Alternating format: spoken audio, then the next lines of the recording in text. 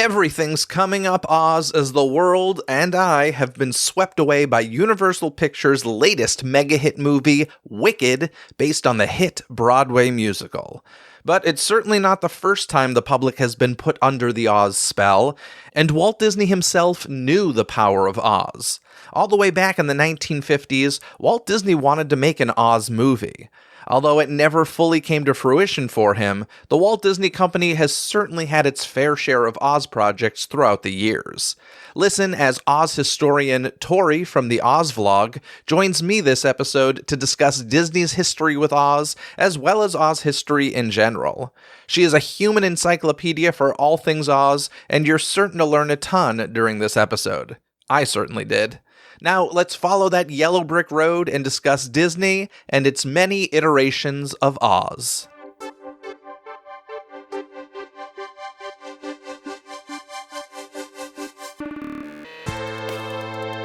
It's time to dive into today's Disney dialogue.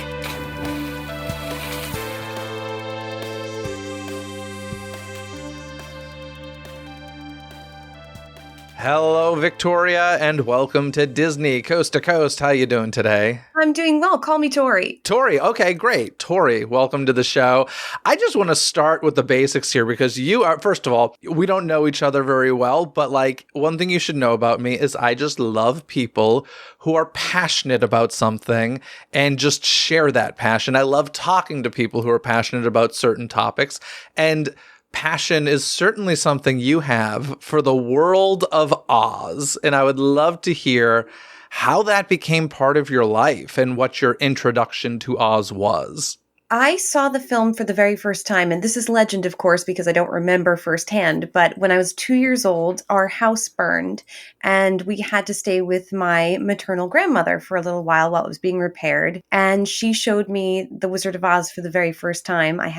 She had the 50th anniversary VHS tape, and we stayed there for 3 months, and I'll tell you, we left with that VHS tape. I still have it, and I've just never stopped loving it ever since. Isn't it amazing how when just a young age, and there have been studies on this, there's something very comforting to kids about watching something over and over and over again, knowing what the end result will be, knowing what happens is just really comforting to children, apparently. But oh my gosh, I did it with so many movies. As listeners of this podcast know, Honey, I Shrunk the Kids was one. And those films that we do that with as kids, we know them so well. And I'm telling you, today I can go watch a movie. I can even go watch a movie and love the movie, and the next day forget so much of it. And it drives me crazy. I feel the same, but there are those that stick with you, and The Wizard of Oz was certainly that for me. Excellent. So with Oz, obviously you decided to make this really part of your lifestyle and brand at some point. You have the Oz Vlog. I know you from Instagram, but I know you do YouTube videos and such beyond that as well. When did you decide to do that and create that, and what kind of prompted that for you? So the Oz Vlog started back in 2006, right after YouTube became a thing. And it was before it was purchased by Google. It was really just kind of a random place where people were posting videos. There wasn't a corporate entity behind it. And I was bored in the summertime between the end of high school and the beginning of college. And I wanted to make a video. And the only thing I knew how to talk about was The Wizard of Oz. So I made a very, cute little video about my collection, posted it, and then completely forgot about it. And, I had a college email address, so I wasn't checking my home email very often. And when I got home from college, I opened my email box, and there were hundreds of messages from people just saying how much they love The Wizard of Oz too, and they also collect, and wow, I didn't know anybody else did that. And so I started making more regular content when I got home from college during grad school, and the rest is history. I've never stopped ever since. And then we migrated over to TikTok when that became a thing, and from there it just exploded. That's amazing. Well, today we are here to talk about, of course, this being a Disney podcast, Disney and Oz, because folks may not realize it, but there are way more Disney and Oz connections than I think people realize. And the reality is that Walt Disney planned to make an animated film based on the wonderful Wizard of Oz. But he found out that Samuel Goldwyn had already bought the rights to that and later sold them to Louis B. Mayer, who then made the 1939 classic film starring Judy Garland. However, apparently, the MGM producers considered soliciting Walt Disney himself as a consultant, but that never really happened or followed through. Were you familiar with this history? Yes, and as a matter of fact, the reason MGM had the courage to go through with it, because this had been talked about, Mervyn LeRoy, the producer, was really the person who was passionate about turning The Wizard of Oz into a live-action musical film. And he went to Louis B. Mayer in the late 1930s, in 1938, and if Snow White and the Seven Dwarfs had not been the runaway success it had been, The Wizard of Oz would never have been made. Fantasy films just weren't successful up until that point. As a matter of fact, I'm sure you know this, but no one believed Snow White would work. Everyone called it Disney's folly. But when it took off, the bigwigs realized there was a market for fantasy and for that suspension of disbelief. Adults and children wanted to go into the theater and just get lost in fantasy films. And so without that success, I do not believe for a second The Wizard of Oz would have been made. It's so crazy. It's crazy to think of a world where the Wizard of Oz film didn't exist. Now, was it a runaway hit? It wasn't when it first came out, was it? It actually was. This is a common misconception. So The Wizard of Oz was quite successful. It had a couple of things working against it in terms of making back its budget, but it was considered a prestige film. Every year, studios would make a couple of films that were made purely to show off their artistic prowess and how technologically advanced they were. The Wizard of Oz was that for MGM. They weren't worried about making back every dime of the budget because it showed off their use of Technicolor. It was a technical marvel. And they were also invested in Gone with the Wind, so they made extra profit on that year. And this was really the career starter for Judy Garland. That was the great focus of The Wizard of Oz. It did wonderfully. There were lines around the block to go see the film. It was pretty much universally beloved by critics. The European market was badly affected by the beginnings of World War II, which if that had not happened, I think it would have handily made back its budget. But it didn't get released in Europe until 1949 in most places. So it made back its budget when it was re-released in 1949 in the States and in Europe. And they also slayed with merchandising. Things flew off the shelves. So it was successful. It just didn't earn back its budget, which when many people look back, they think, oh, then it was a flop, but it really wasn't.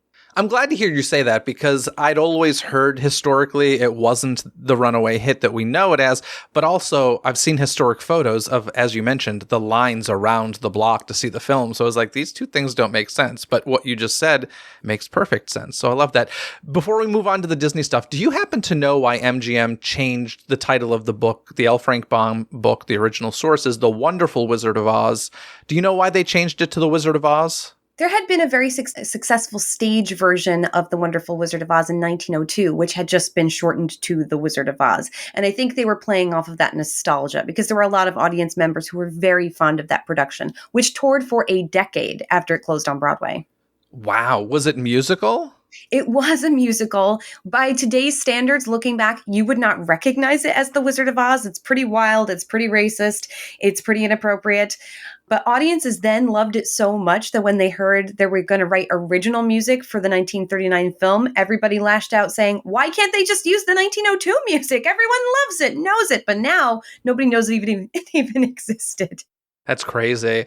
Well, Walt Disney didn't get to make that animated film he wanted to make for The Wizard of Oz or The Wonderful Wizard of Oz, but he did purchase the film rights to L. Frank Baum's last 13 Oz books. That's all of them except for that first one, The Wonderful Wizard of Oz. He did this in 1954, so that's just 1 year before Disneyland opened.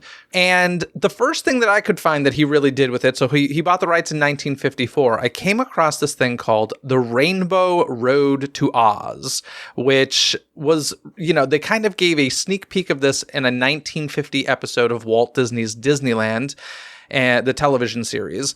And this was supposed to become a feature. And it's really, like they did a lot on the Disneyland TV series.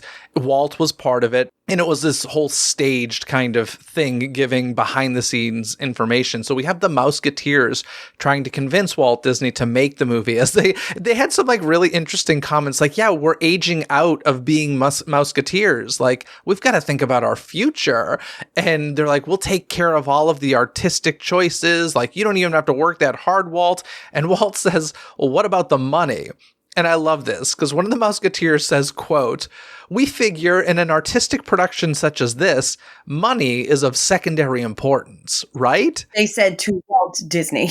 They said to Walt Disney, and Walt was like, right. I don't know what I'm saying, but right. Which, of course, I'm sure if you know anything about Snow White history, I mean, he went insanely over budget for that exact reason, right? It really was about the art for him. It's funny because today we think about the corporation that would like balk at that statement, right? But talk to me a little bit about the Rainbow Road to Oz. The Rainbow Road to Oz was because I think once Walt Disney had an idea in his head, I think it was very hard for him to let go of that idea. And especially since the 1939 film turned out to be so successful, I think there was a part of him that always regretted not making that animated feature, not trying harder to get the rights. And here was his opportunity to make an Oz film. But of course, he couldn't make The Wizard of Oz because The Wizard of Oz was now under copyright. But he got a good chunk of the Oz novels, the rights to them, and he decided to write an original story. And it would have been along the lines of Babes in Toyland had they made it in terms of, production quality. But Walt was unhappy with the score. He was unhappy with the script. And that episode is so cute. And I love those songs. The Patchwork Girl song and the Rainbow Road to Oz theme, I just think are darling. And I would have loved to see that film come to fruition. But he was just not thrilled with the quality of the production. Ultimately, he did make Babes in Toyland instead, and ironically with Ray Bolger, who played the original Scarecrow in the 1939 film. Now, for the folks listening, you can actually watch this approximately 10-minute clip on YouTube. Simply search Disney, The Rainbow Road to Oz. You will find it very, very easily. And it's the whole clip from the TV show. And, the one thing I wish as I watch it is I wish I could see it in color. I'm assuming the film would have been color. Of course, this was a black and white TV show, but specifically because of the Patchwork Girl, her makeup's a little bit terrifying in black and white. And I imagine in color it would look better. She looked very book accurate, though. And it was really nice to see her because we just don't see these characters out in the wild that often. The Patchwork Girl gets almost no press these days, even though she was one of the funniest characters in the book series and one of the most beloved. She was featured recently in the Boomerang cartoon Dorothy and the Wizard of Oz. But really, other than that, we haven't seen her much in any adaptations. And if you guys haven't read the books, I would strongly recommend because there are so many delicious characters. Some that Walt Disney, ultimately, the corporation did bring to life. And I can't wait to talk more about them. But yeah, I don't know. I feel like this film would have been really cute. Whether or not it would have been considered a great Oz film, I can't say because we never got to see it. But I love that episode, and I do feel a sense of regret that it never made it. When it comes to the books, do you happen to know, did L. Frank Baum, was it his initial vision to have so many Oz stories? Or was it just like, yo, this is a hit. We're going to, like Hollywood today, we're going to keep making sequels? So initially it was going to be a one-off book. They had a very modest printing, and actually the publishers were very concerned because it was a very expensive book. W.W. Denslow did some things with the illustrations and the color plates that just hadn't been done before. It hadn't been done on that scale before. They intertwined the book, the actual writing, with the illustrations. That was very new and exciting. And it sold out of its first printing very quickly, immediately went into a second printing, and L. Frank Baum made a killing financially. He wouldn't have written a second book, except that fans kept writing him and saying, please, what happened next? We want to hear more. What about these people from Oz? Because, of course, he wrote many other stories. But he wrote a sequel book, which did not include Dorothy even a little bit. And then the questions continued from fans. And sometimes he would even include questions from children in the forewords of his books and say, you will find the answer here. He styled himself as the royal historian. That's where the title Oz Historian comes from. It descends from L. Frank Baum himself. And he would say that Dorothy was giving him the information and he was just relaying it on her behalf. So he intended to end the series with book number 6, The Emerald City of Oz. And he completely cut off Oz from the rest of the world. He made it impossible to ever hear from them again. And then he went bankrupt, and suddenly he figured out a way around that to write more books. I'm glad to hear he made a lot of money off of them, though, because I do feel like a lot of times in history, we just hear of these amazingly creative people who just are ahead of their time and aren't successful during their lifetime. And then it's not till many years later when other people benefit from their work. So I'm happy to hear he did well from them. He was a terrible business person. And I think that goes for a lot of creatives, but he had these wonderful ideas, these grandiose ideas, and he had been raised with a lot of wealth, and his parents kind of let him do whatever he wanted. They let him try his hand at, breeding exotic chickens, and he was a salesman and he sold oil, and he he wrote a newspaper, and he had his own store, and he tried a bunch of things and was not successful at any of them. And he was a very good writer, but business wise, he just didn't have the head for it. So he was constantly up against it, even though he was extraordinarily successful. I have a friend who has original prints of all the Oz books, and I've looked through them, and it's really wild to just see those. I mean, the original prints of Oz, or have you ever seen them in person or in a museum or something? Yeah. I have the first edition of The Wonderful Wizard of Oz in my collection, and holding it in my hand is it's like holding a piece of American history. It's really humbling to look at this 124-year-old book and think, wow, someone read this 124 years ago, having no frame. We have so much reference now for Oz. It's everywhere in our culture, but these folks were picking this up and meeting these characters for the first time. And it's lovely to put myself in their shoes and imagine what that was like. Absolutely. So that was, what did I say, 1957 as far as the TV show and the Rainbow Road to Oz. If we jump to 1969, something really interesting was happening. Disneyland Records was a thing, and Disneyland Records put out quite a few Oz-related vinyl records. There was the songs from The Wizard of Oz, the story and songs of The Wizard of Oz, the story of the Scarecrow of Oz, the story and songs of the Tin Woodman of Oz, and the story and songs of the Cowardly Lion of Oz. The one that I find most fascinating here is the songs from The Wizard of Oz, because they are the songs from the classic 1939 film done in a very kind of Walt Disney animated film style. And what I mean by that is if you think of the openings of Alice in Wonderland or Peter Pan, you have those very mature choir sounds. And the singers just have this, I don't know, very kind of old school, everybody's one voice, there's no individual distinguished voice. And we have that singing the songs from the MGM Wizard of Oz film, which I find really fascinating. Yeah, so if I remember correctly, it was to celebrate the 30th anniversary of the release of the film. And of course, 1969. Now, I'm not sure when in 1969 it was released. I'd have to go back and look. But Judy Garland also died that year. So it was a significant year for all things Oz. And they must have paid to license the songs because they are included on the record. But have you ever listened to the read-along of the book? It is uncanny how much the actors they hired sound like the 1939 characters. They are basically doing beat for beat impressions of them. And I grew up with that on tape. I had the cassette tape version growing up, and I will never forget flipping through that book and looking at those very 1960s illustrations and listening to those songs and just thinking, wow, I can't believe they did this. I love it. And it's an adaptation of the book itself, but it's very much told in the style of the 1939 film. Yeah, I was trying to look up the release date of that record to see if it, coincided with the film's anniversary and or Judy Garland's death, but all I'm finding real quickly is 1969, unfortunately. Yeah, so they actually, speaking of kind of people who sound like the actors and stuff, like Ray Bolger came and took part in the story of the Scarecrow of Oz for that record.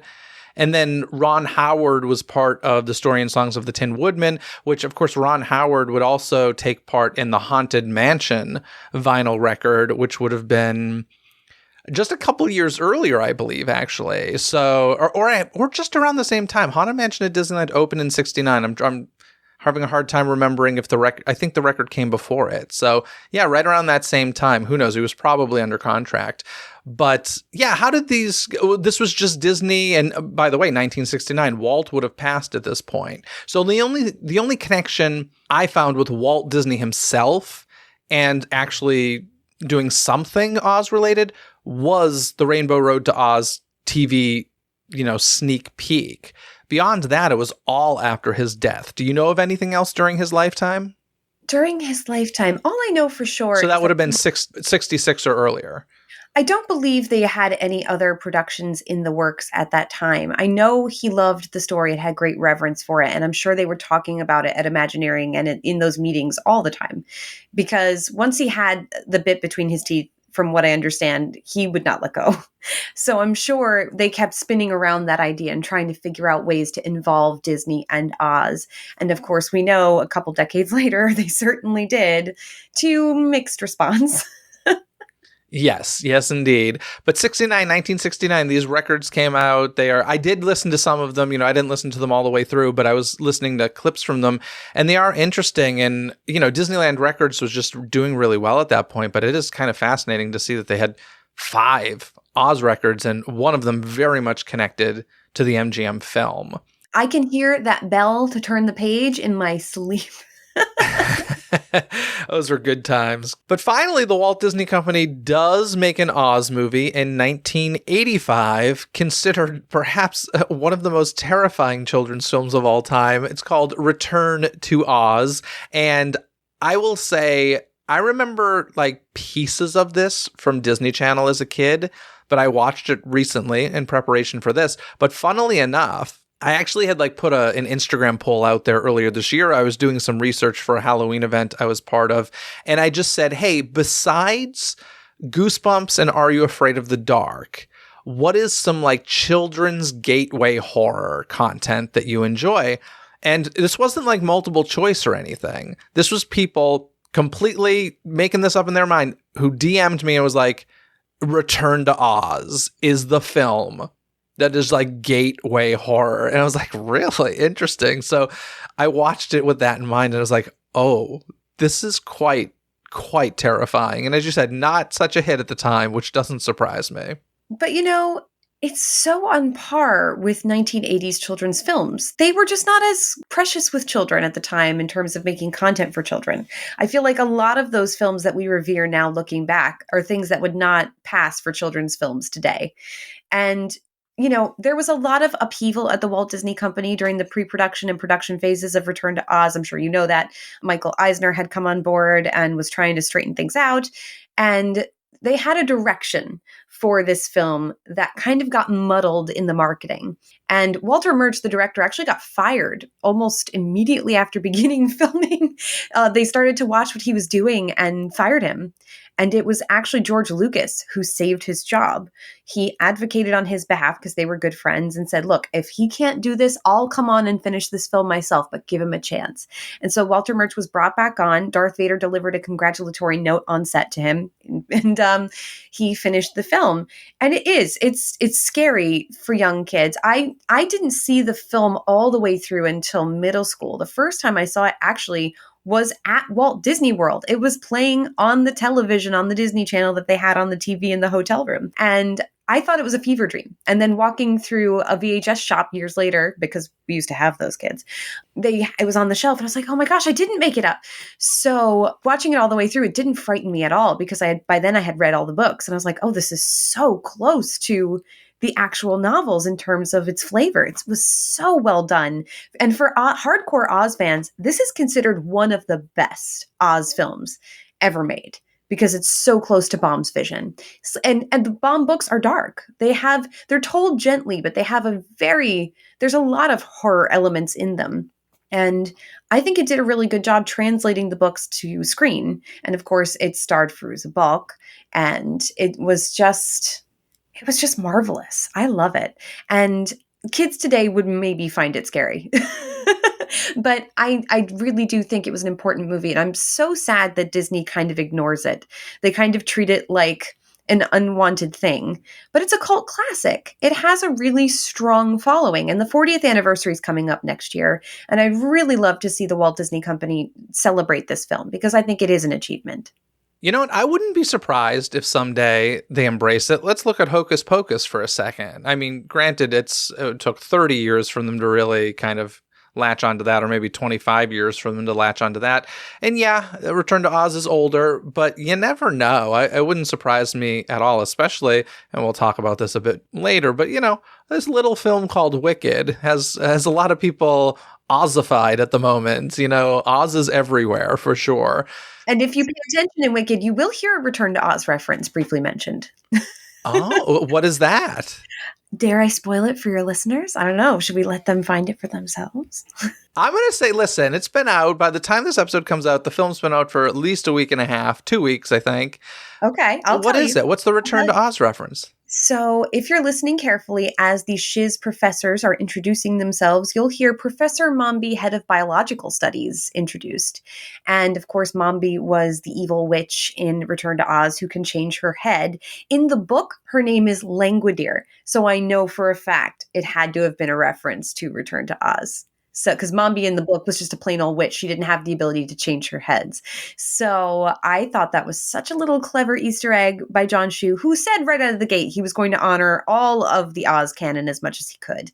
And Return to Oz is very significant to Oz fans. So in that first screening where it was just the influencers who are really into Oz, we were all jumping up and down going, what?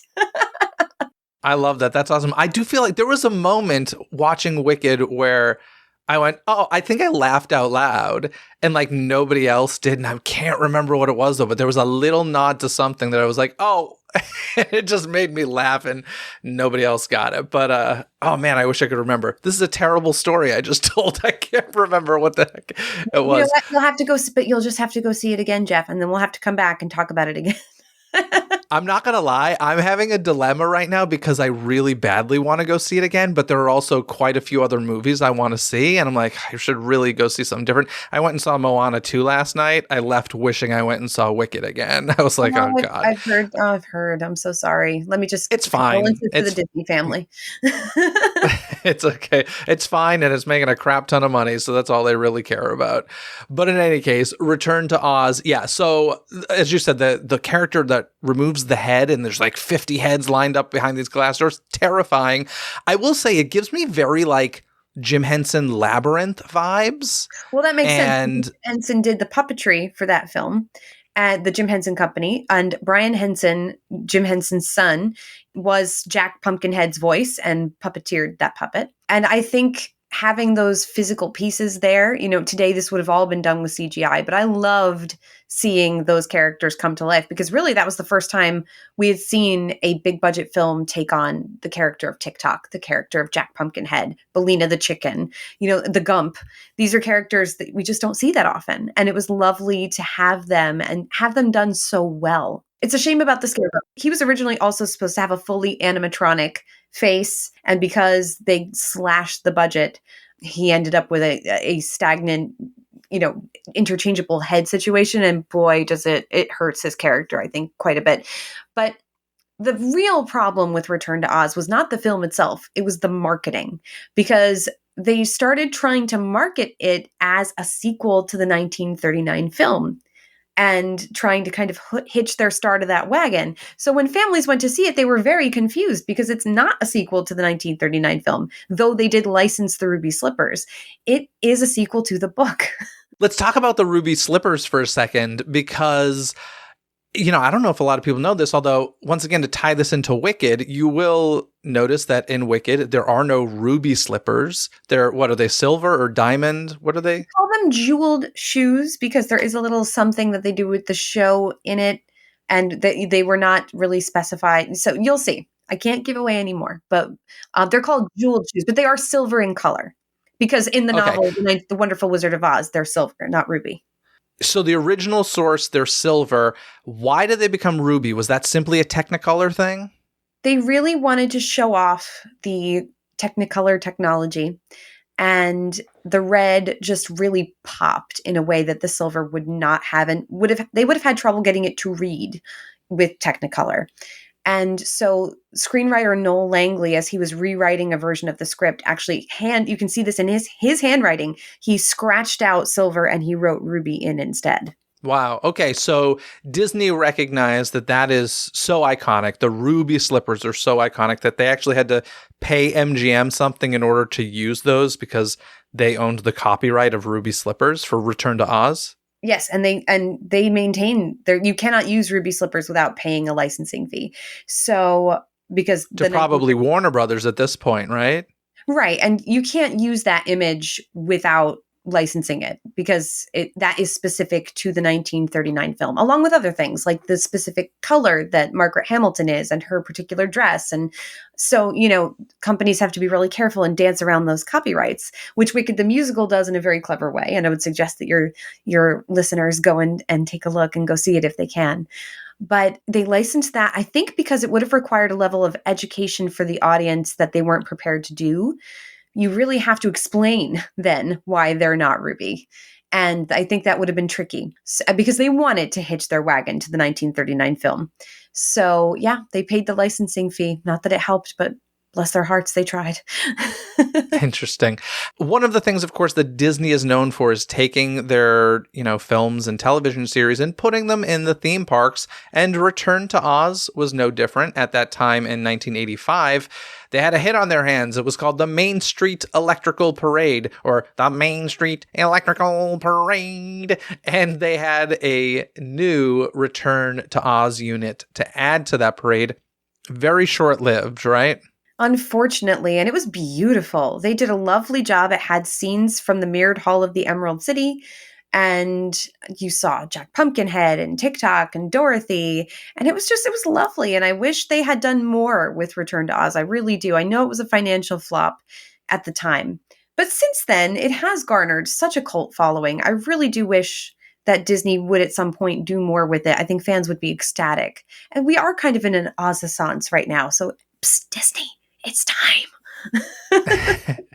Now, was there a book called Return to Oz, or was that kind of a Disney title where they worked in a bunch of different stories? There was no book called Return to Oz. They based the book on 3 of the Oz books: The Marvelous Land of Oz, The Road to Oz, and TikTok of Oz. And they pulled elements from those 3 books to make the amalgamation of Return to Oz. The TikTok of Oz. Is there any connection between Oz and TikTok, the social media?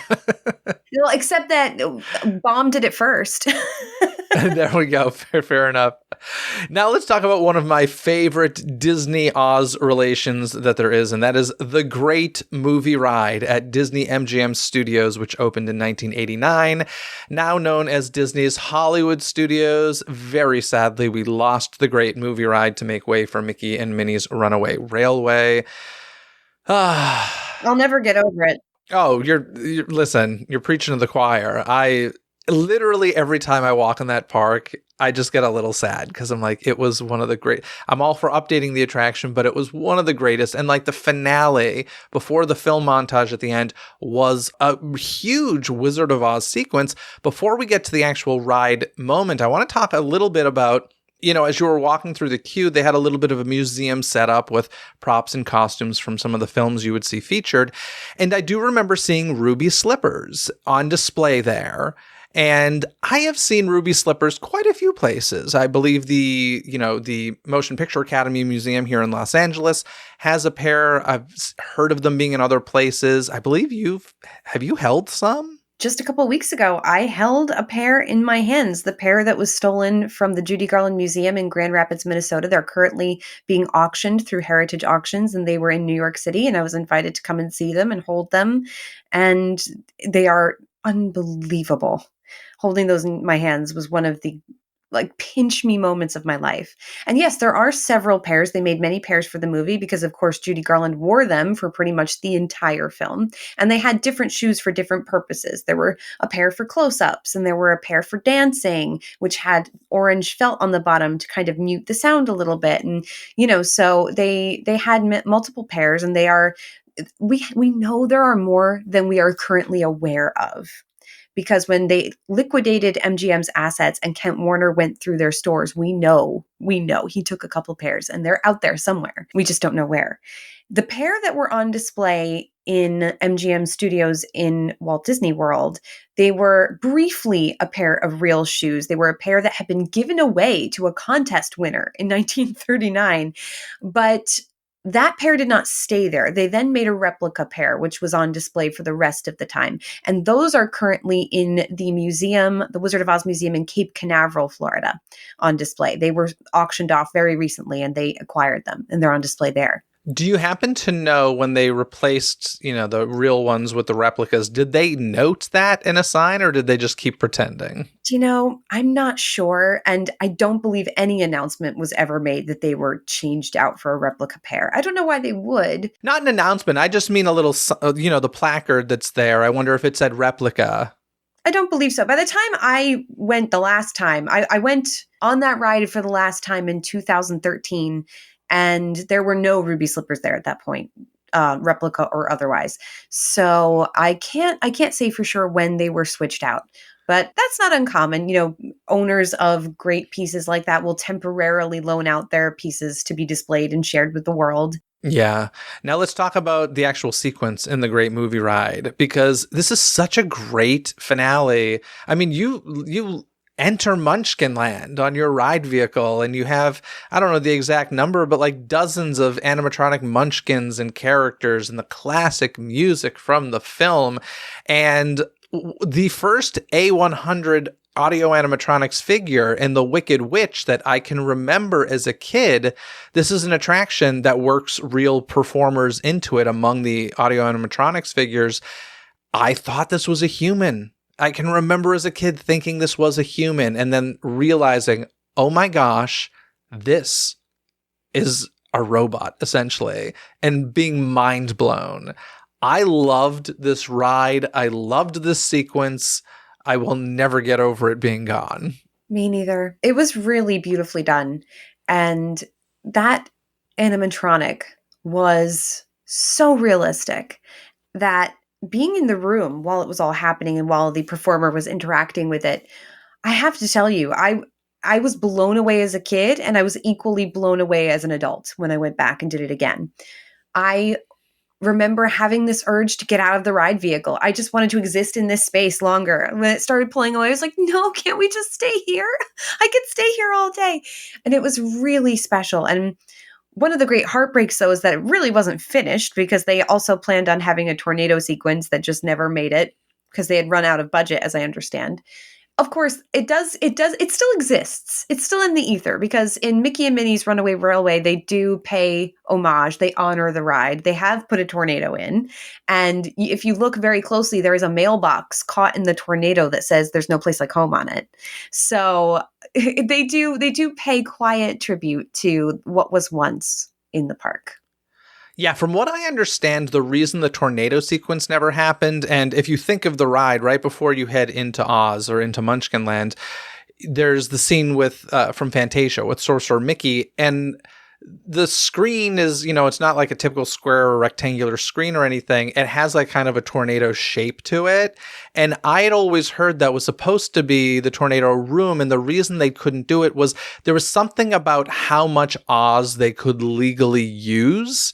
And it was more about that than actual budget of like creating it. And so they just they basically had to shorten it.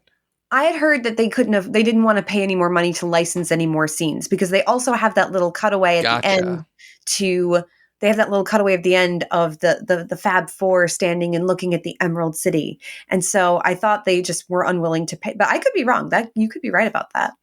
Well, it could be a mix of the two, actually. It could have been shortened because of budgetary licensing things. Like if you're saying they had to pay per scene, that makes both actually sides of that story true. So interesting. Let's talk about the Fab Foursome scene there, though, with, Dorothy and Lion and Tin Man and Scarecrow looking at Emerald City.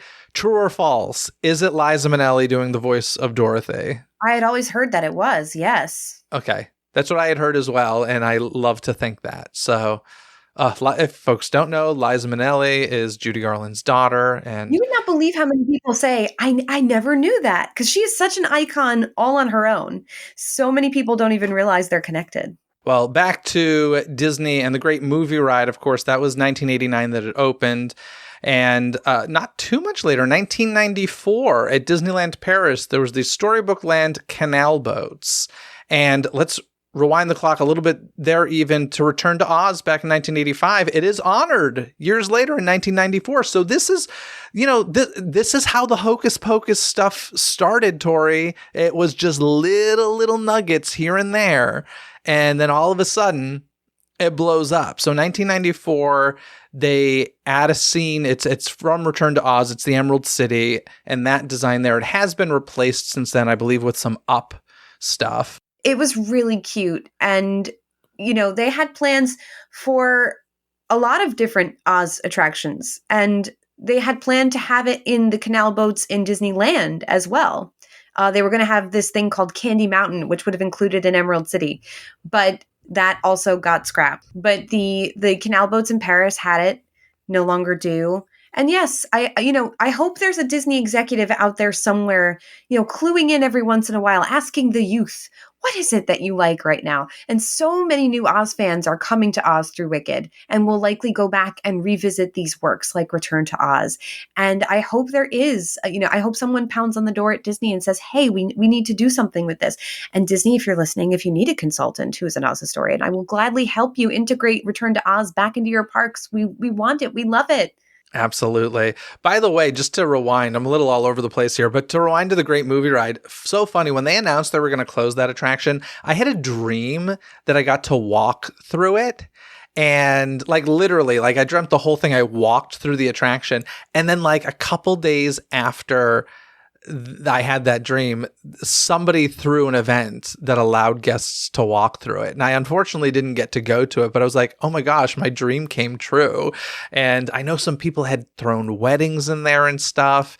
It was so cool. My dream for the Great Movie Ride was for when they said it was going to close, and I just had to accept that. I was like, can we please make the Great Movie Restaurant, put it in Disney Springs, and just have the guests seated at their tables in the center with a slow rotation, and the perimeter is just all the scenes from the Great Movie Ride with all those figures? That would have been my dream scenario, and I wish that it still existed in that form today. Oh, would have been so good.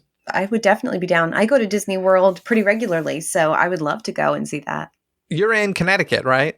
I am, and my family are all very much big Disney fans. So every couple of years, the whole gang, myself, my sister, my nephews, my mother, we all go, and it's a joy. The kids love it. I love it. It's a little bit of childhood wish fulfillment, and we all have such a blast. Excellent. So Disneyland Paris had that in the Storybook Land canal boats.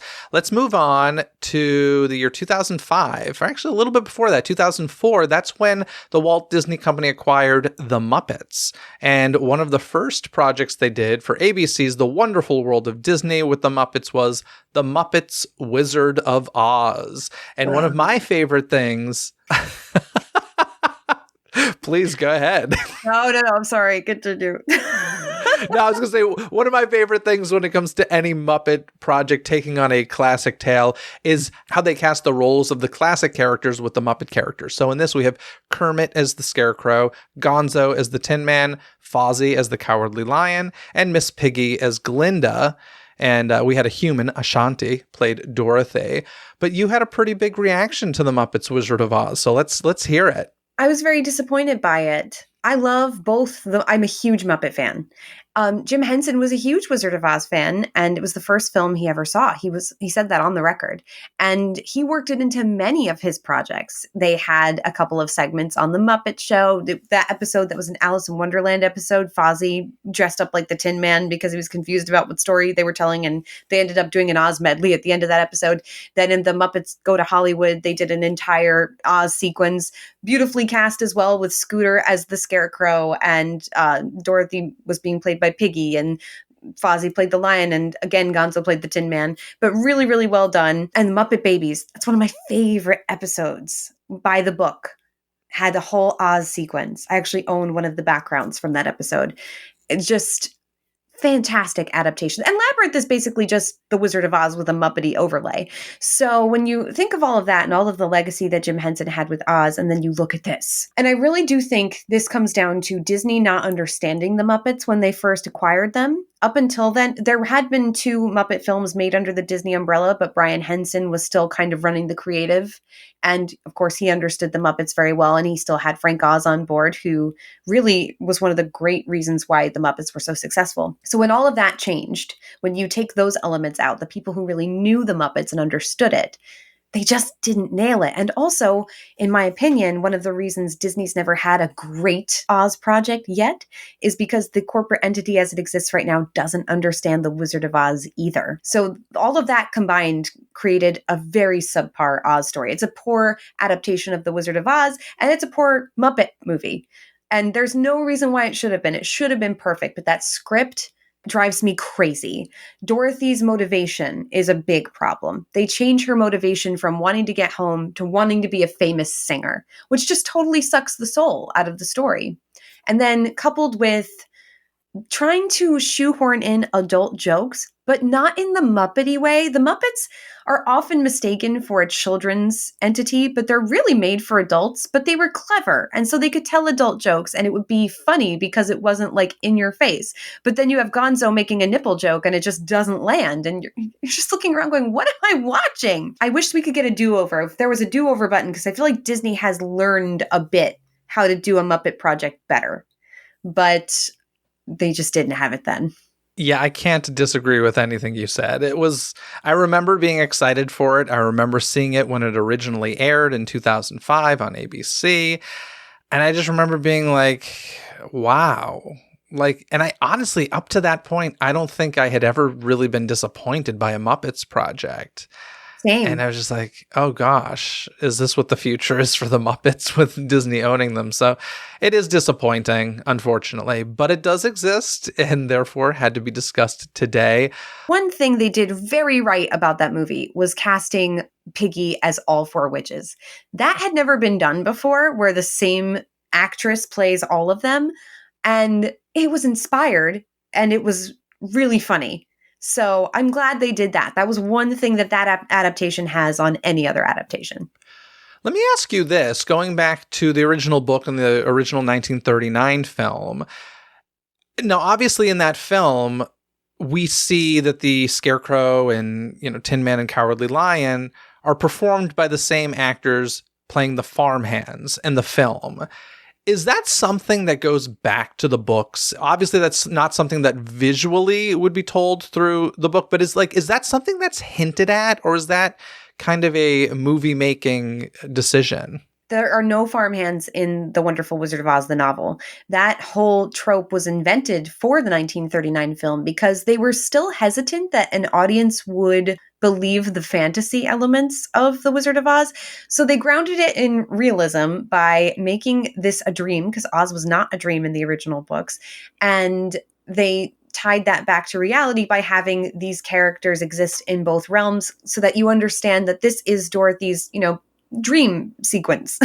And so those caricatures of her real life friends exist in Oz to tie back to reality so that when she wakes up, they're all still there and you understand how she invented all of this in her beautiful childlike brain.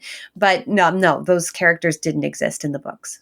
Okay, fascinating. I know they do that. One of my favorite stories ever told is A Christmas Carol. And that's done a lot in A Christmas Carol as well, where some of the people from Scrooge's, real life becomes part of his dream, if you believe it's a dream as well. And I'm always curious if it goes back to the original source or not. But I think it's I don't know, I like the decision to make it part of their subconscious. I think that's interesting. Anyway, in 2009, Disney went ahead and bought Marvel in late 2009, and Marvel Comics had already been working on an Oz-related project, and therefore a lot of these ended up being released by Disney since they bought the company. The company published new graphic novel adaptations of the first 6 Oz books. The series intended to cover all 14 books, but ended with The Emerald City of Oz due to declining sales. How much do you know about these? The sales didn't decline because of me, because I was at comic book shops the day they came out every day looking. When they didn't have them on day one, I was ordering them. I was there in person getting all of the paperbacks and the hardcovers. I wanted it all. So that was Eric Schanauer and Scotty Young coming together to bring the novels to life in graphic novel form. Eric Schanauer's no stranger to graphic novel versions of the Oz books. He actually wrote a series himself called Adventures in Oz. Strongly recommend. But he actually did the adapting part, and Scotty Young did the artwork. And they're beautiful.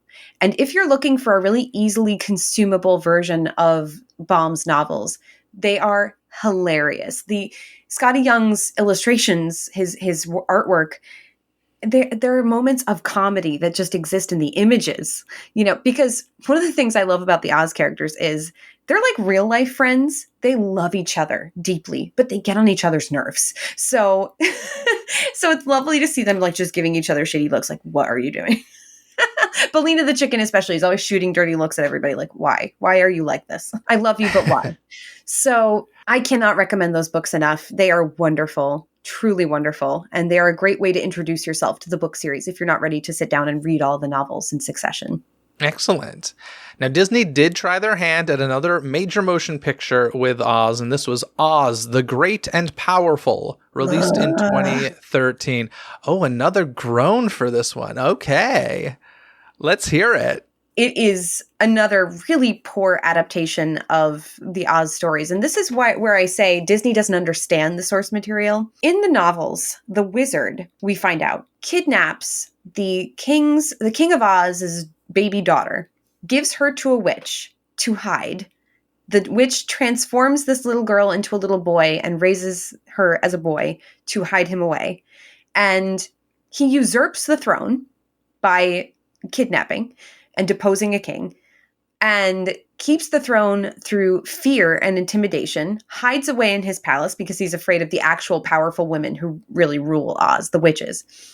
And he fails upwards. It is an ultimate story of mediocre manhood, misogyny, and crony capitalism, because of course he introduces capitalism as well to the land of Oz, which is a socialist utopia matriarchy. Then Disney takes the story and decides they're going to make their own version of the story of Oscar, Zoroaster, Phaedric, Isaac, Norman, Henkel, Emmanuel, Ambrose, Diggs. And they write the script to tell the actual story of how he comes to Oz. He lands in a balloon in this land. Everyone looks at him and thinks he must be a sorcerer because he fell from the sky. He's a carnival magician and balloonist and ventriloquist, so he uses those skills to trick the people into giving him power. He commissions the building of the Emerald City and the Yellow Brick Road and introduces capitalism, and he does give them stability, but then he becomes fearful of the witches finding out that he's not really magic and goes into hiding. That's the real story, and that's the story they originally wanted to tell.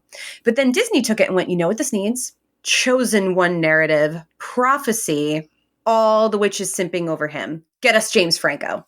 How did we go from A to B? So then, of course, James Franco and Mila Kunis, horribly miscast. They do not have the cadence for a period piece. They come off as far too contemporary. They have no chemistry either. Then you add this chosen one narrative and the Glinda, the romance and the wicked witch becoming evil because woman scorned, but also apple magic, but also woman scorned. I cannot even begin to tell you how much this bothers me, because the Oz books were written by somebody who was a fierce supporter of the suffragette movement. L. Frank Baum's mother-in-law was Matilda Jocelyn Gage, a prominent suffragette. And so the Oz stories are written from a feminist perspective. Almost all of the important power players in the books are women. So then you take that story, you tell the story of the one man in the book that really has any, prominent storyline, and you make them, all of the powerful women, trip over themselves trying to get his attention and affection. That's where we're going with this Oz story. And I'm sorry, I know I'm talking too long, but it really bothered me. And I was really intoxicated the first time I saw it by how beautiful it looked, because it's gorgeous to look at. The CGI for the time was stunning. And I loved the little China girl character. She's very, charming. But every other decision made about this film, especially to do with the Wicked Witch of the West, just made me scratch my head and go, what am I watching? Yeah, first of all, you don't have to apologize for talking for too long. I love passion, and that was a passionate rant, and that makes me so That's what happy. we'll So call it. thank you. That was a passionate rant. So here's some of my thoughts on it. So one of the things that I find so interesting is, so this was 2013. Wicked, the Broadway musical, opened in 2003. At which point, I feel like we, as a nation and world, have accepted that that is Elphaba, or the Wicked Witch's origin story. And so for 10 years later, and listen, I get it, Broadway doesn't have the same reach as a major motion picture, but I feel like Wicked was, it's one of the biggest Broadway hits of all time. And it's based on a book that did very well. That's her origin story, I think. I think that's what most people accept. So to have a new origin story for the Wicked Witch in Oz the Great and Powerful 10 years later, I just thought that was a terrible choice, personally. I thought that was odd. I don't know. Any thoughts on that? I don't mind an original origin story for the Wicked Witch of the West, because what a lot of people don't understand about the Wicked Witch of the West is she is not the main villain of the Oz books. She only appears in the first book, and even then she's not introduced until chapter 12. So, and she's she's very easy to defeat. So she's really more of an obstacle that Dorothy faces in a series of obstacles rather than an overarching villain. The person who really made her an iconic villain was Margaret Hamilton in 1939. So I'm totally open to a brand new origin story for this character we know pretty much nothing about. And Elphaba's, the Oz fandom has become very accustomed to categorizing our canon, because there are so many different canons. Wicked is its own. The 1939 film is its own, the books are their own, and we're happy to reconcile those differences and just treat them as separate entities.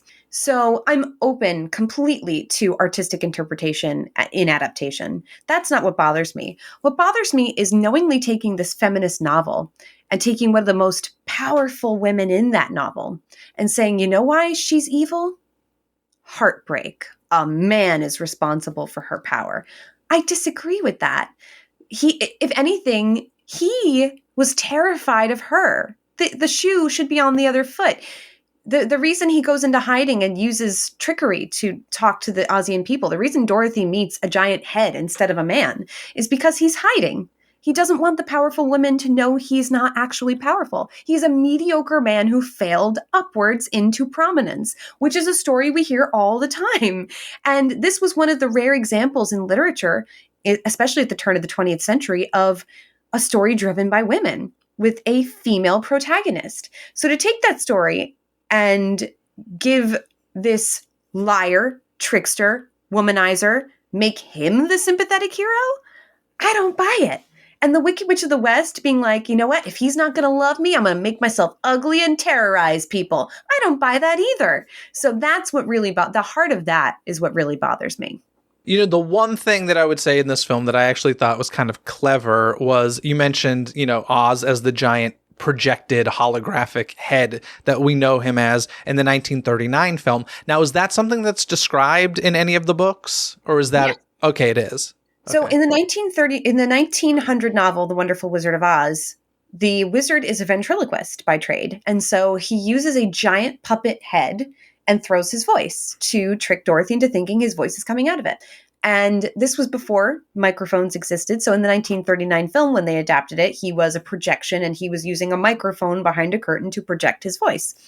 And again, don't mind at all changes in adaptation. And you're right, that clever thing at the end with the tinkers and the projected head, I loved that. That was great. That was very clever. Yeah, I love that we saw that come to fruition, because I think, when most people think of Oz the Great and Powerful, not the movie, but the character, they think of that projected head first from the 1939 film. Obviously, Disney is still inspired by that, and we see James Franco's, Oz character create that through magic. And I thought that was really kind of clever.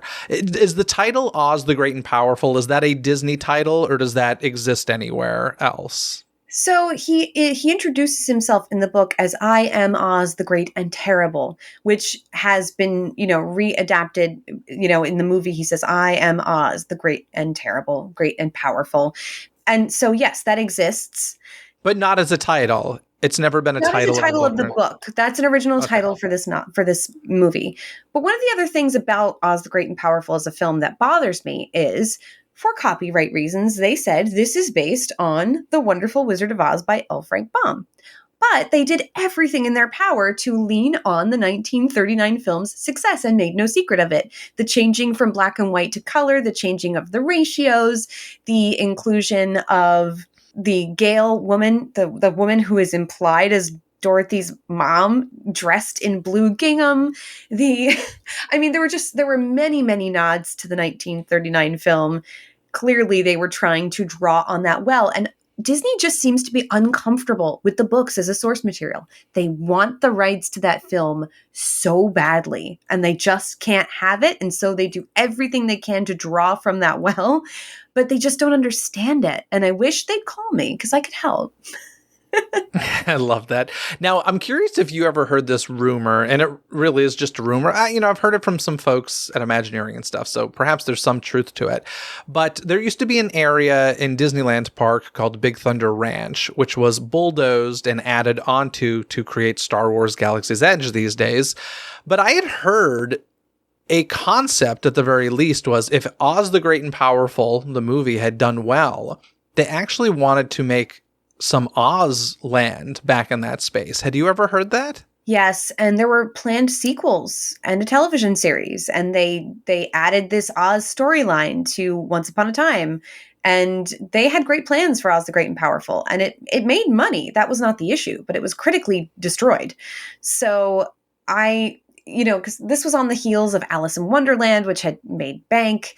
And I think they were planning on doing a lot more with Oz the Great and Powerful. As a matter of fact, when I went in 2013, they were adding to Epcot Oz hedges.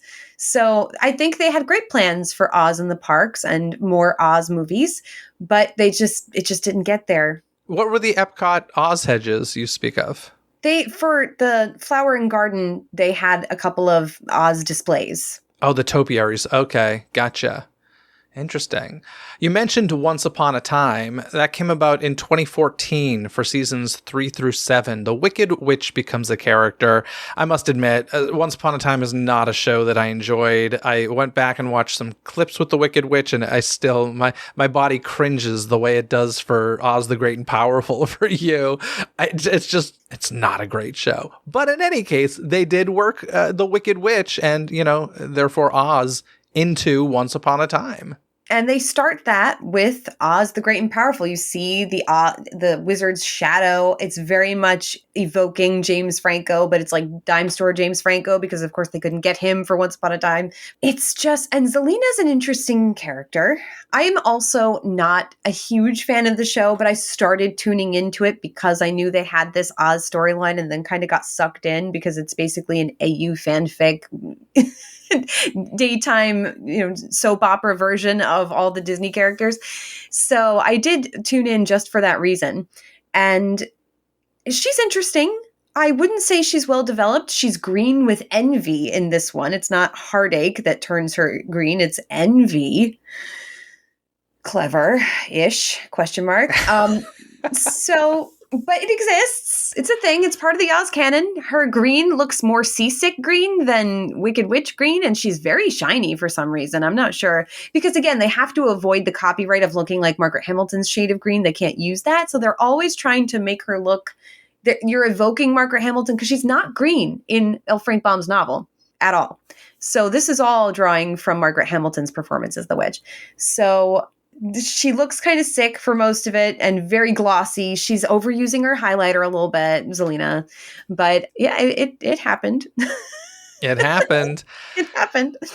And there are still little nods to this very day. This year, 2024, we got the premiere of Agatha All Along on Disney+. And in Season 1, Episode 1, if you're familiar with WandaVision, which is what Agatha All Along is a spinoff of, they cross into a bunch of different TV genres and they very different styles from one episode to the next. And Agatha All Along starts like a crime show. And you see Agatha walking with this other character who's going to see a dead body, and that other character says she's really most sincerely dead, which is dialogue minutes into this first episode. And if you know the 1939 Wizard of Oz, you know the Munchkinland line, she's really most sincerely dead, when they're talking about the Wicked Witch of the East.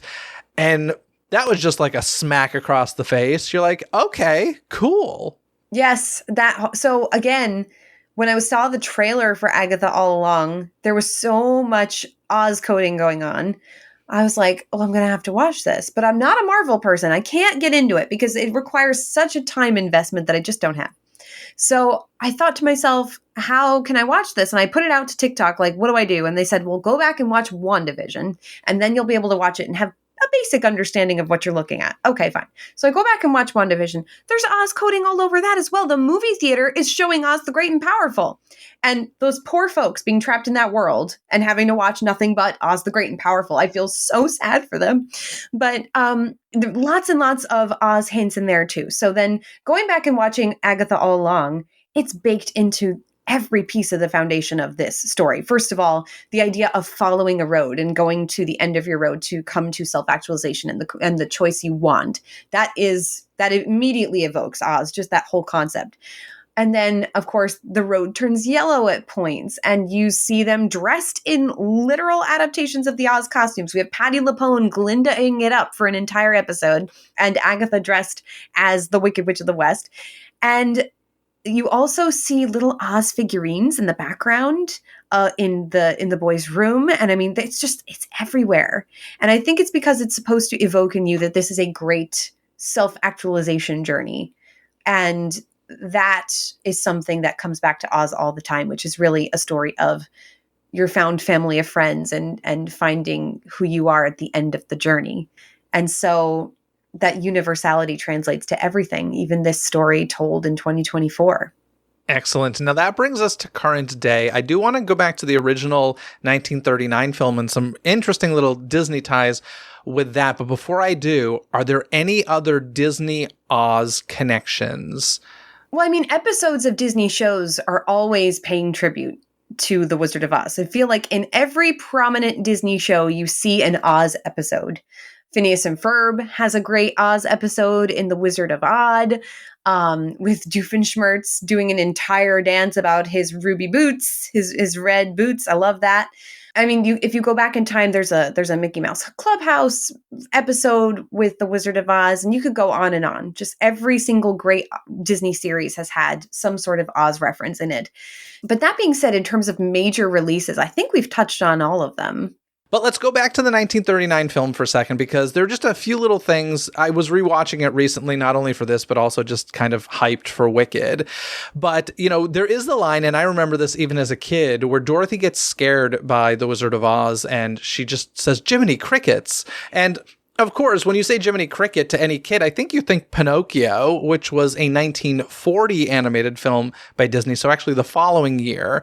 But the phrase Jiminy Cricket was used as an exclamation in The Wizard of Oz and a bunch of other films because it's just a polite euphemism for Jesus Christ at the time. That's why that's in there. But I must say, like, I always thought of the Disney thing whenever she said Jiminy Crickets. But something that I had never, ever, ever, ever noticed, and this isn't a direct Disney tie, but it's close enough that I was like, we got to talk about this. In The Wizard of Oz, the film, we clearly hear in the musical score Night on Bald Mountain, which of course is famously heard in Fantasia. And this is the bum, bum, bum, bum, bum, bum, bum, bum. Was this just like supposed to be an homage, or is there blatantly Night on Bald Mountain being played in The Wizard of Oz? It's Night on Bald Mountain. It's a classical piece. And at the time, it was not uncommon to use classical music in film scores. So it was a pre-existing piece of music that they used for The Wizard of Oz to evoke fear. And then Fantasia just happened to use the same piece. I had never noticed it in The Wizard of Oz until this most recent watch, and I was kind of mind blown. And I actually rewound it. I was like, did I actually hear that? Because the rest of the film is original score, from what I know anyway. And for this one little moment when, you know, Cowardly Lion, Tin Man, and Scarecrow are running to the witch's dungeon that's holding Dorothy, you just hear the bum, bum, bum, bum, bum, bum. And I was just like, wow, this is Night on Bald Mountain. That's crazy. So that's weird. Also, in The Wizard of Oz, we hear the voice of Snow White, Adriana Casaletti, where she sings one line, "Wherefore art thou, Romeo?" during the Tin Woodman's "If I Only Had a Heart." Uncredited, yes, because at the time, Disney didn't want her using her voice for anything else. He didn't want to ruin her illusion of being Snow White. So she was going around and quietly doing other work, but not using her name. So Adriana Caselotti can be heard briefly during If I Only Had a Heart. And there are actually other little Disney things going on in The Wizard of Oz, if you're curious. Do you know of any I other am, ones? but is one of them Pinto Colvig, who voiced Goofy? Yes. Oh my gosh, I'm so glad Yeah. you knew that because yes, a couple of Disney voiceover artists were used for the Munchkin voices because, of course, the Munchkins didn't do their own singing or dialogue. There were only a couple of Munchkins that you can actually hear their real voices, and they're the ones that say, "We thank you very sweetly for doing it so neatly. You killed her so completely that we thank you very sweetly." So you do hear them as well on those tracks, and they did a lovely job. But also, I mean, the very idea that the Wicked Witch is green, there are some people that theorize it's probably because the Technicolor aspect and they wanted to distinguish her skin from her black dress. But there are some people who have connected it to a Snow White memo that went out where they featured the hag version of the witch on this stationery. And on the bottom, she's hued green, the way it was printed. And some people think they lifted the idea from that. Just a theory, no confirmation on that, but I think that's a really fun one. That is interesting. I was completely unaware of that. That's fun. So it's interesting. Obviously, Disney has been inspired by Oz, but then somewhat as far as the original film, there was some Disney inspiration and connections with that.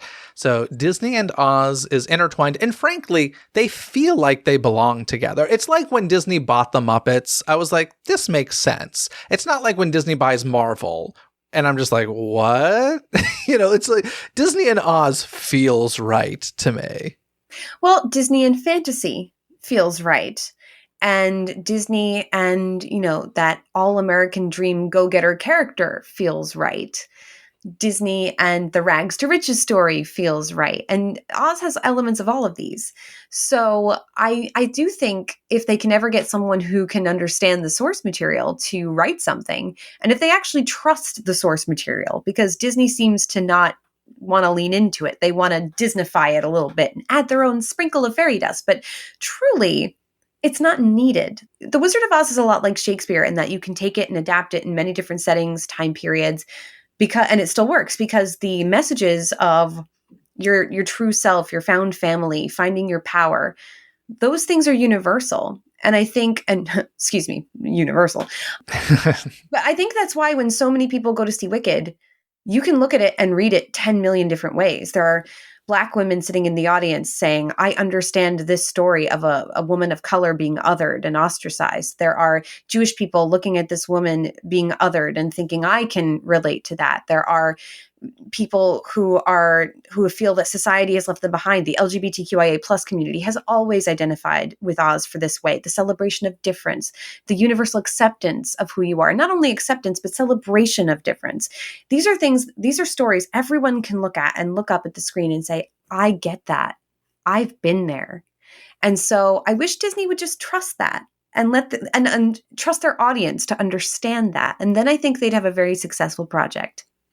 One of these days, perhaps, one of these days. And before we go, and before we talk a little bit more about Wicked, just perhaps the weirdest Disney Oz connection from July 1955 to January of 1956, a women's clothing store at Disneyland Park featured a robot called the Wonderful Wizard of Bras, who explained clothing styles of the 19th century.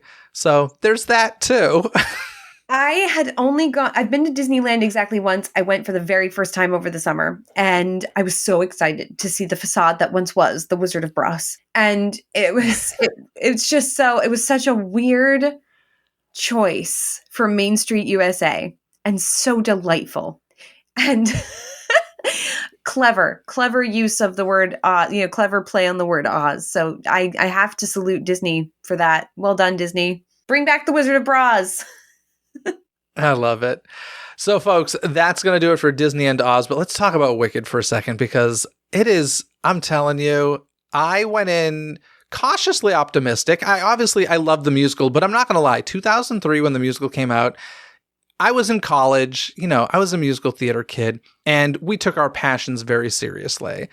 And I was Team Avenue Q. Not gonna lie, I was Team Avenue Q in 2003. I loved Wicked. I saw Idina and Kristen on Broadway. I saw that, that original production, but I was Team Avenue Q.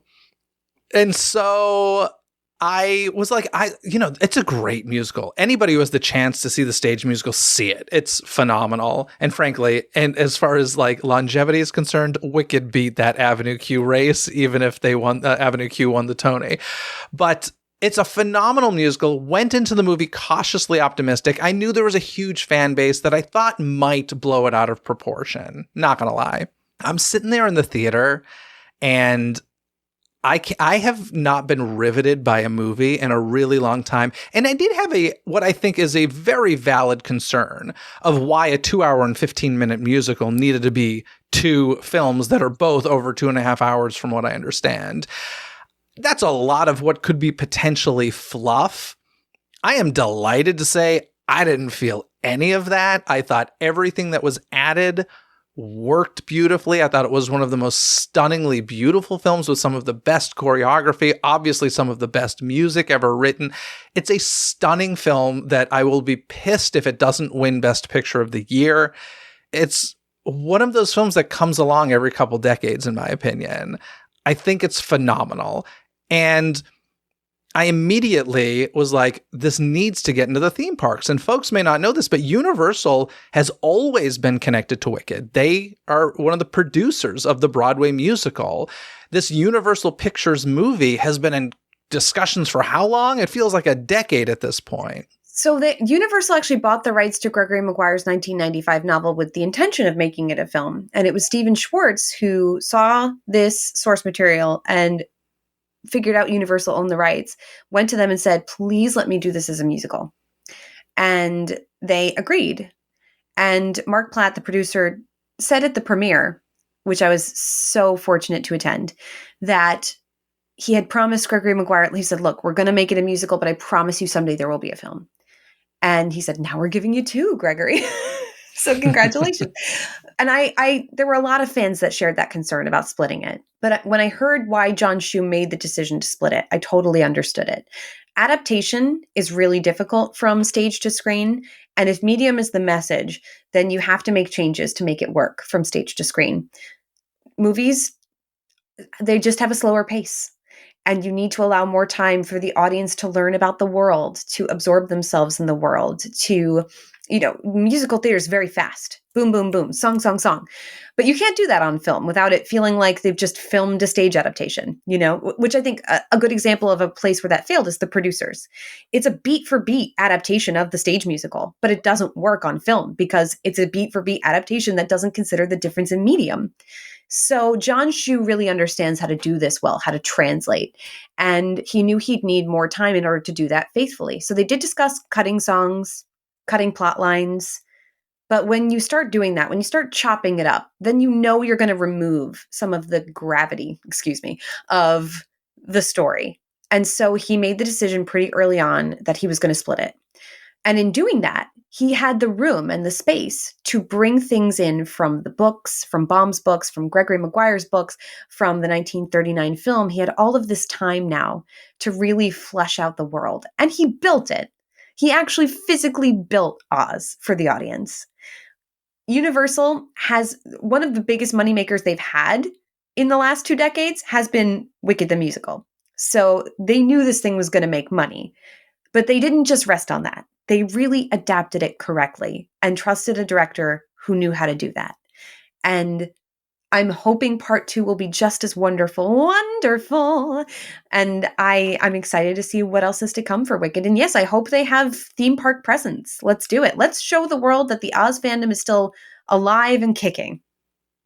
Yeah, I definitely, the fact that they did build so much of it is why I was like, this needs to be in a theme park, because it was also tangible. Like, obviously there's CG and stuff in there, but it's like, no, they built these amazing things. What did they plant, like 9 million flowers or something to create some of those fields? Like, yes. Some in crazy numbers, like huge. This was huge movie musical that we haven't seen in a long, long, long time. And it's phenomenal. I did attend a media day for the Wicked stuff that is currently in the Universal Studios theme parks at Universal Studios Hollywood. They have specialty foods and photo ops and merchandise. And it's great. Unfortunately, I attended this like before I saw the film. So although I was, excited and looked forward to it, I didn't appreciate it the way I would have if I had seen the film already. But it's great. And I know the store at Universal Studios Hollywood, it took over an entire store. The store's called Feature Presentation. So before that, it was like Mario. Before that, it was Harry Potter. But they said this Wicked store is staying through the second film. Like it's not going away anytime soon. So that's there. I will say I get a little bit of, it feels a little Harry Potter to me sometimes, in the sense that like Harry Potter has the Hogwarts stuff and Wicked has the shiz stuff, and there does seem to be some sort of like cross as far as just the kind of merchandise that's available and the feel of it. And for that reason, and I know this would never, ever, ever, ever happen, but I am all for a Wicked projection drones fireworks show on Hogwarts Castle. I know it would never happen, but I feel like that castle could live in the world of Wicked if we really wanted to just kind of stretch our imaginations. And once you add the projections and fireworks and drones, you'd never even know the difference. It would be amazing. I want theme park presence so badly for Wicked. I'm hoping once Epic Universe opens in Orlando, they're like, great, next phase, Wicked. It's happening. Defying Like, Gravity roller coaster builds its flippin' self. I mean, come on, Universal, you can do this. now, have you ever heard the rumors? Because there have been rumors for a long time before the film even existed that the Marvel superhero island at Islands of Adventure, since Disney now owns Marvel, there's always been that battle of, is this going to continue? I'd heard rumors, that could become Wicked. I think this was maybe fan wish fulfillment sort of thing, because they have a green coaster for the Hulk that could become Defying Gravity. They have a teacups-like ride that's based on a Twister sort of character. Like, it's kind of there, but had you ever heard anything about this officially, or is this fan dreaming? Probably fan dreaming, but that doesn't mean executives aren't listening. One of the lovely things about how Universal has handled Wicked is that they've had fan involvement pretty much from the jump, and they're listening to what we're saying and what we want. And they've been very careful to appease the Oz fandom. And Oz fans are extraordinarily grateful for that, because a lot of times people pick up Oz and have no idea what they're doing with it. So that attention to detail and that attention to trying to be faithful to it, I can't imagine that if they're hearing people begging for this, and there has been so much buzz about the park presence that's there currently, I can't imagine they're not picking that up. And this is going to be a financial blowout. I mean, I predict by the end of film 2, between merchandising and ticket sales, we're looking at $1 billion franchise. So will they then parlay that into park presence? Yes, absolutely. The question is, in what form? And I should mention, Stephen Schwartz is the composer and lyricist of Wicked, but he also has some Disney ties. He did lyrics for the Hunchback of Notre Dame, Pocahontas. He's involved with Enchanted. So he also has Disney ties as well. And folks, if you haven't seen Wicked, holy hell, get to the theater. If you have any way possible of getting to a theater, see it in a theater. This is not a streaming movie, not for your first viewing. This is what movie theaters are made for. Go IMAX, go 4DX, go Dolby, go to your standard screen. I don't care. Just get off your couch, get your butt in a theater seat. It is worth the cost of a theater ticket. If I may add briefly, this is one of the rare examples where the hype is not even as much. It's better than the hype you've heard. So definitely concur. Get out and watch it. Yeah, it blew my mind. I'm sure you went in, I don't know, did you go in cautiously optimistic, or were you pretty sold? The reason I was sold, there were a couple of moments that hit me. First of all, I started hearing very early on that they were very careful to honor the source material. And I'm not going to say who, but I heard from some people involved in the production very early on, about a year ago, that Oz fans were going to be very happy and to trust them. And I said, okay. And then the next thing that made me know was Ariana Grande posted a post of her reading the Oz books. She had purchased and read all the Oz books. And she was a genuine Wicked fan, an Oz fan from day one. Knowing that, and knowing that they made everyone audition, these roles were not handed out. Ariana Grande auditioned more than once. She had to go in for callbacks. Cynthia Erivo, same thing. So they put everyone through their paces. No one was given this opportunity. Everyone had to earn it. And all of that combined, and under the direction of John Chu, who is an extremely capable director, I was like, okay, this is going to be great. And when that first trailer hit, and I was hysterical crying, I was like, this is hitting me right here. I just had a feeling. I was like, I know this is going to be great. And everything I saw up until the day I saw the film on October 2nd for the first time, I was sold pretty much before I walked through the door. But then the night I saw it, I was like, this exceeded my expectations. This took my expectations and blew them out of the water. And I stand firmly by that. And my hope is that someday Disney will do that. I would love Disney to make a great Oz film, and I'm holding out hope. I think it's still possible. Come on, Disney, you can do it. If Universal can do it, you can do it. Let's go. Absolutely. Well, Tori, with that, thank you so much for coming on the show and sharing your Oz wisdom. Do you want to let folks know where they can find you and what you're up to? Sure. Well, you can find me on pretty much any social media platform at the Oz Vlog.